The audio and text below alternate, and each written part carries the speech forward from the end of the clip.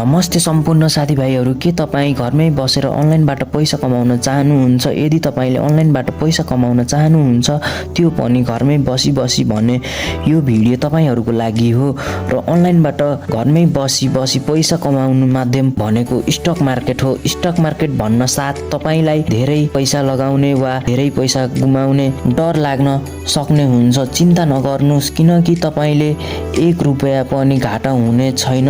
यस्तो तरिकाबाट घरमै बसेर पैसा कमाउन सक्नुहुनेछ।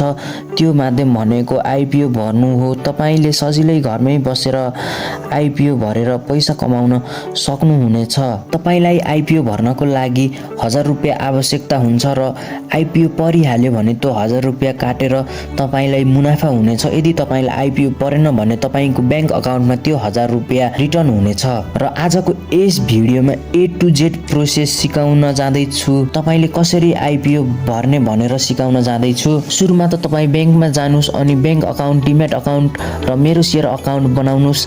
त्यसको केही दिनमा तपाईँले आफ्नो मेलमा मेरो सेयर युजर आइडी पाउन सक्नुहुनेछ र कुनै आइपिओ खुलेको बेला आइपिओ अप्लाई गर्नुहोस्। कुनै आइपिओ खुलेको बेला आइपिओ अप्लाई गर्न सक्नुहुनेछ। आइपिओ अप्लाई गर्न भने सिआरएन नम्बरको आवश्यकता हुन्छ।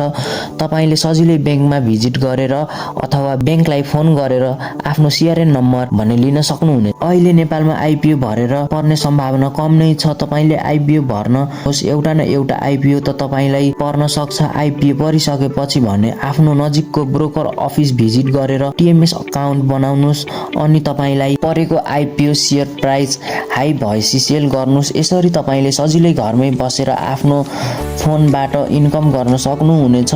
भिडियोलाई लाइक गरेर च्यानललाई सब्स्क्राइब भने गर्न नबिर्सिनु होला।